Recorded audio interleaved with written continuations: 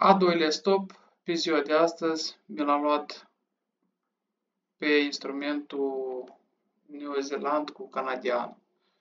Ce am văzut aici? Am văzut o creștere foarte bună, o corecție slabă și orice încercare de vânzare este cumpărată. Orice încercare de vânzare este cumpărată. Și am intrat aici doar că am ignorat o regulă foarte importantă, noutățile. Să nu tranzacționăm cu jumătate de oră înainte de noutate și jumătate de oră după noutate.